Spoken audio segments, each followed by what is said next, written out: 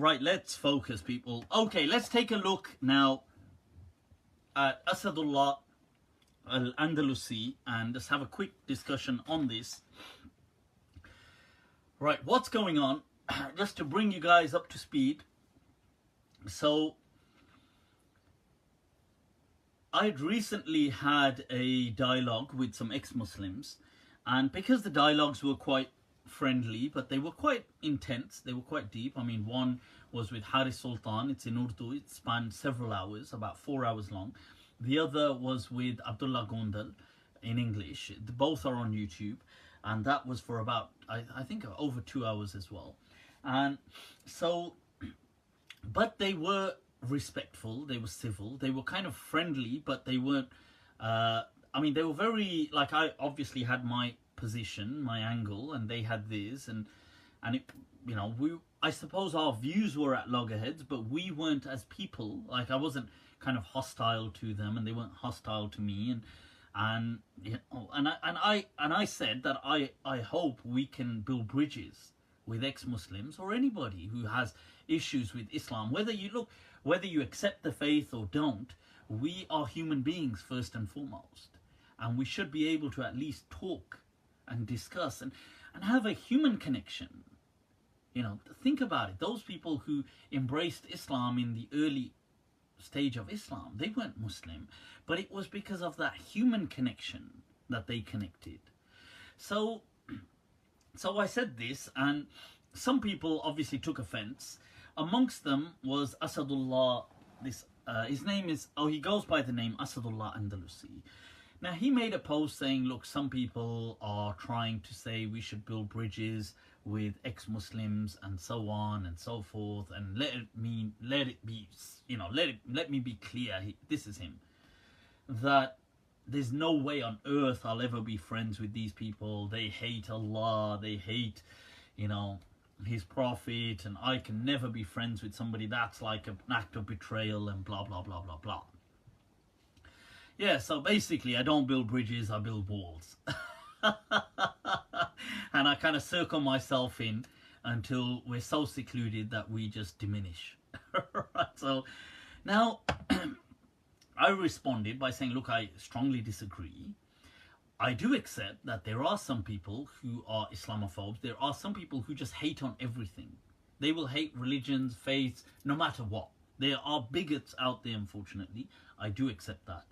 That said, I feel that there are many people out there who are ex-Muslims, who are, maybe they do criticize Islam, but I said, is that not our own fault?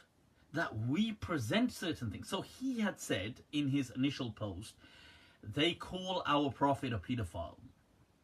I said in my comment, look, you can't teach people that the prophet married a 6-year-old and then say, when they say, oh, but that's pedophilia, you throw a fuss and say, oh my God, you're not allowed to go, sorry, I meant 9.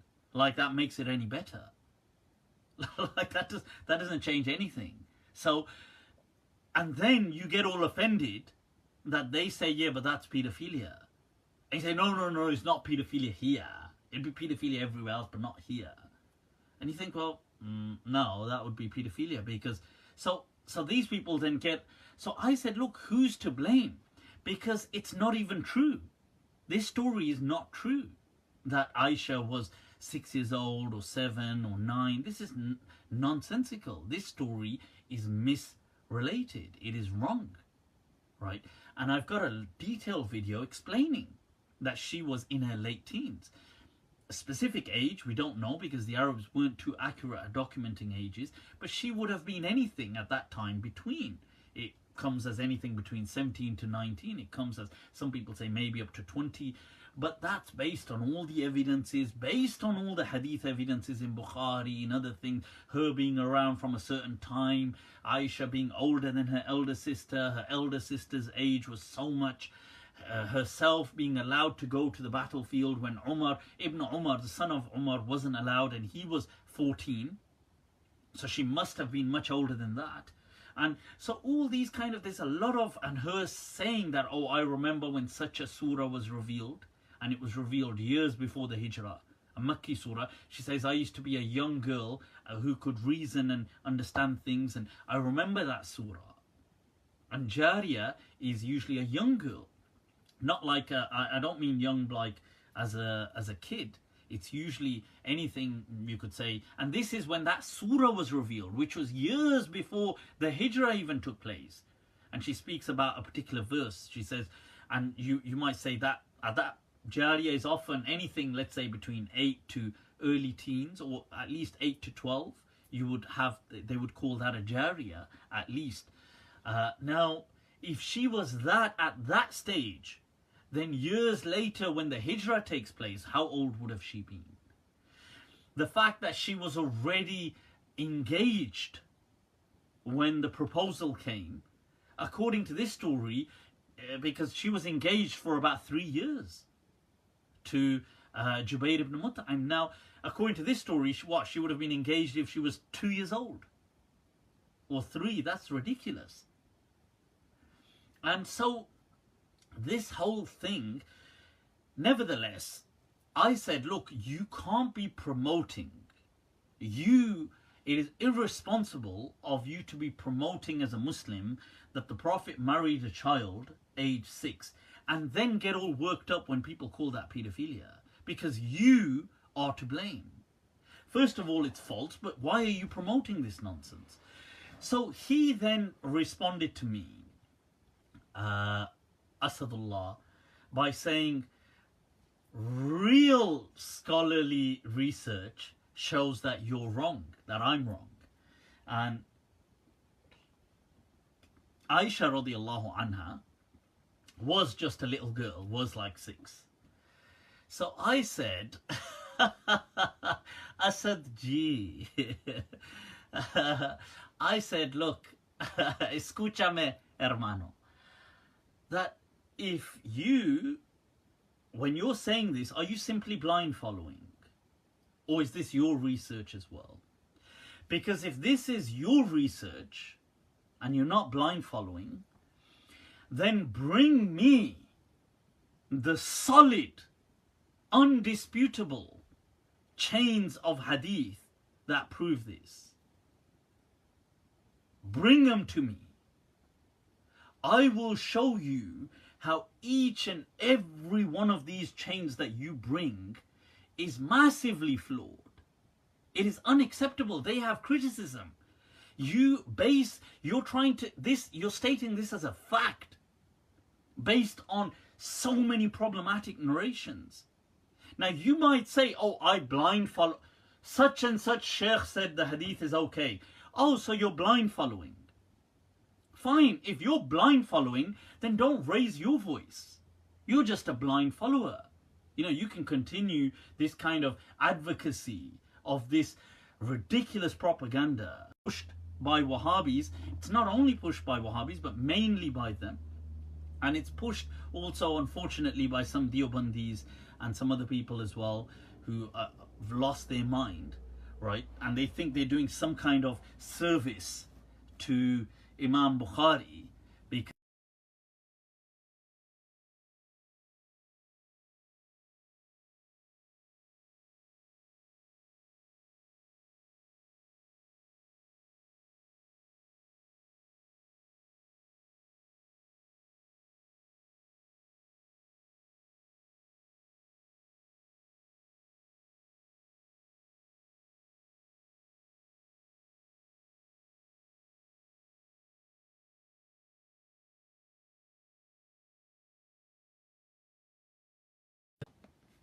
right, I was just waiting for that to reconnect.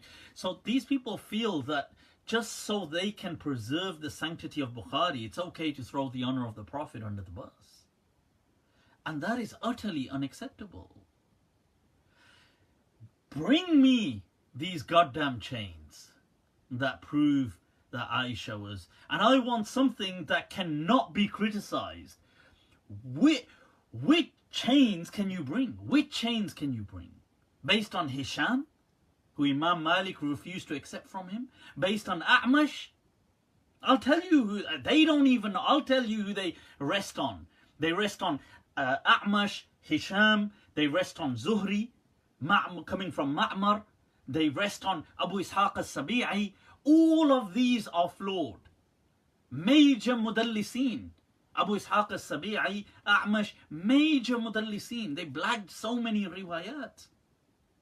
They used to pretend they heard them. Pretend you heard them. Acha. Let's pretend.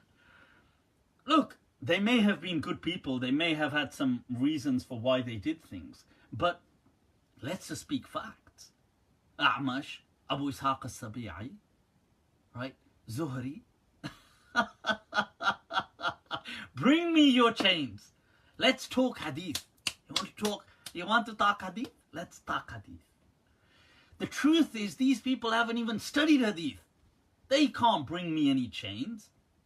Bring them. Jab chahe muqabil aa jaye. Whenever they want, bring them. Let's talk.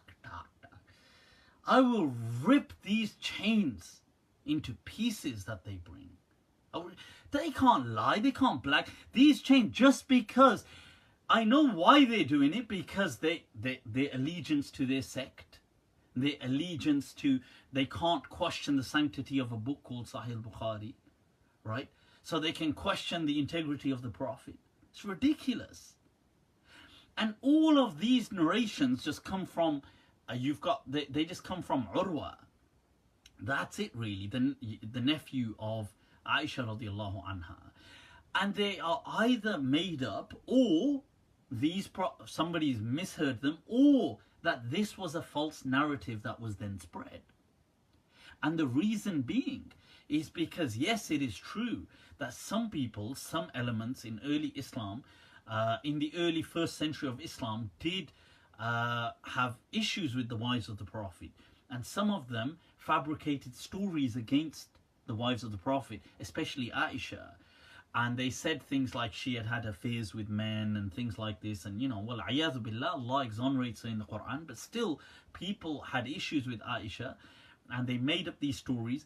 And so it's very likely, if they can trace this back to Urwa, that Urwa may have said something like this to push her age back, just so it comes across, no, she was way too young to have been with other men and things like this. That's a possibility. But they cannot prove these chains to begin with. Okay. And then the other thing is that these people have a conflict of interest. They use these hadith to justify their own marriages to little children. Because they say, well, Aisha was only 9. And that's the truth. That's the God's honest truth. Many of them have done that. And maybe they don't, I'm not saying they all do that today, but that they use it as a justification. And it's nonsense. It's nonsense. Utter nonsense. Okay. So I did say, to Asadulah Al-Andalusi, and he was referring to Yaqeen Institute. And I say to them as well that, look, if this is what you're promoting, you need to seriously revisit yourself. Okay. Because first of all, these people haven't even studied Islam like that. These people, these kind of institutes, they're good for social work. They do, I respect Sheikh Omar Suleiman in all the great social justice thing he does. He goes out on protests, he leads protests, he rallies the cries of people being discriminated against black people suffering, against Latin American people suffering, the Native Americans in their rights, and I applaud that. I think that's amazing what he does. But the truth is, these people haven't really studied Islam to that depth. They get the title Sheikh and stuff like this. They haven't really, they haven't studied the books like Bukhari, Muslim, things like this. They've never really been through a formal institute of learning. They have not really qualified in any Islamic way.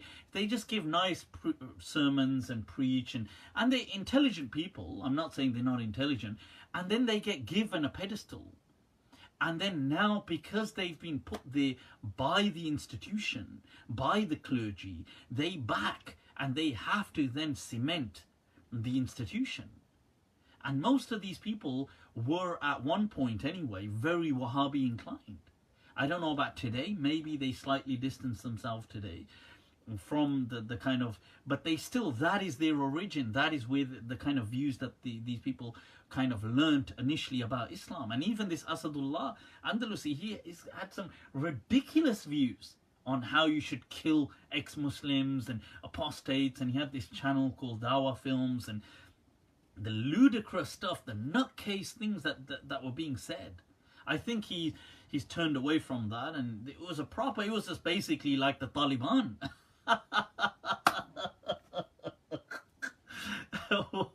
What was this about? Yeah, this is another problem with sometimes converts.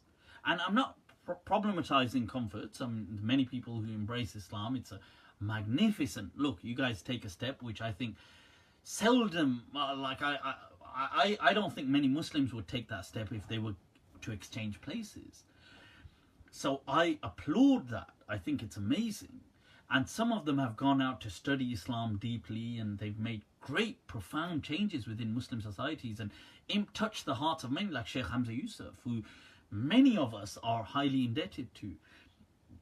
There's other great people, Sheikh Nuh, other great people they've converted to Islam. They've done, studied so much and done things and made great kind of pathways.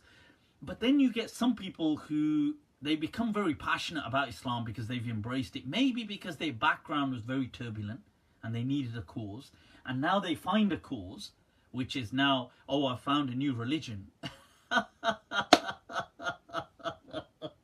And then no sooner do they embrace it, they start teaching it to us.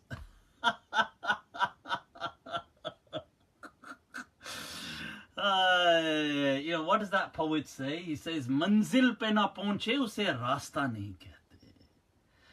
Do char kadam chalne ko chalna nahi kehte." The path that doesn't lead to a destination, this route is not called a path. And by taking simply 2 or 3 baby steps, you have not accomplished a journey. You understand? एक हम हैं जो कहते हैं गैरों को भी अपना, एक तुम हो जो अपनों को भी अपना नहीं कहते.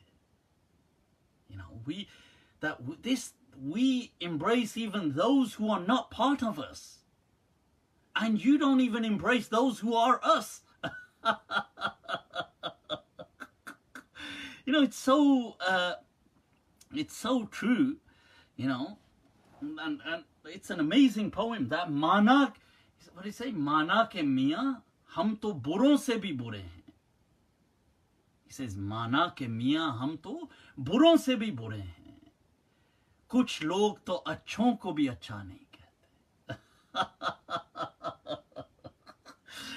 It's true that, okay, we may be so really bad and wretched, and I'm not saying I'm a good person. I've never made a claim of piety. But there are some who, even if there were good people out there, they wouldn't call them good. Manzil pe na pahunche use rasta nahi kehte. Do char kadam chalne ko chalna nahi kehte. It's great that you've embraced Islam and done this, but as Allah says in the Quran, yamunnuna alayka an aslamu. Ihsan karte hain. They do you a favor that they've become Muslim. So this, it bothers me sometimes when I see, and it's not, to be fair, it's not just exclusive to people who embrace this. Unfortunately, many Muslims as well who tread this wretched path. But my point of saying this is, look, this is a journey. Islam is about humanity, not about boxing other people off. If people have a hatred for you, meet it with love. You understand? See, that is how Islam actually was spread in the early time. If somebody hates on your Prophet, question first of all, where did he get that story from? Because he never met the Prophet, neither did I. So, did he just make that story up? If he did, inform him that didn't even happen. Did he get it from us? then we need to sit ourselves down and question, what are we doing? Have we betrayed the Prophet? Why are we forwarding stories like this? So don't, and if somebody, to me, if somebody says to me, I hate Allah, I hate God, take it, está bien. The thing is, look, if you hate God, it doesn't hurt God. It's fine. Like, God doesn't need me to hate you. That's a personal journey you need to take. You are still a human being. You are still God's creation. I don't need to kill you. I don't need to attack you or unleash, I don't know, a tsunami of abuse against you, so you hate God even more. So I just prove your point that religion is bigotry, religion is hatred, religion is this. Why should I prove that point? I can extend a hand of humanity, a bridge of compassion. So let us at least be human beings. On that human connection, let us connect. I can still be friends with you. I can still, all these people who hate, there are some people, unfortunately, who are just bigots. They will hate anything. It could be a beautiful picture of something and they'll just, oh, it's wretched, because that's the wretchedness within them that they reflect out. Okay. Many of these people, atheists, are people who really, the issue was that they had such a great expectation of faith that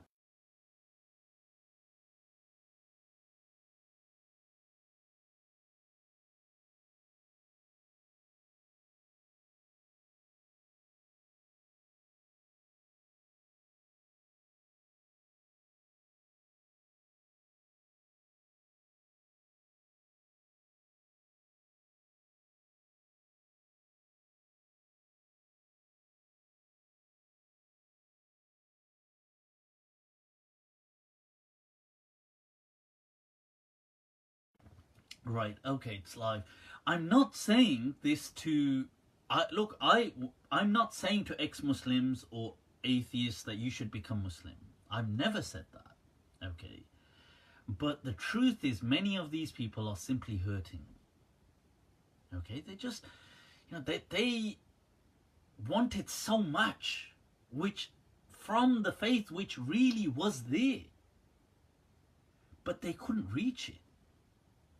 Maybe because some people became a wall between them and the faith. So I feel that if anything, if you can try to understand them, their suffering, why do they have these issues with God? At the very least, just extend a hand of humanity. You can be friends, you can be a decent human being, you don't have to hate them, you don't have to kind of abuse them, you don't have to kind of say, oh, in an ideal Islamic state I would kill in an ideal Islamic state I would kill you. What kind of nonsense is that? Of course, and then you expect them to then you expect them to love you. Of course not. So well, people, I hope that these words find some that they resonate with you, that you find some understanding and comprehension in them, inshallah. Guys, let's wrap it up. It's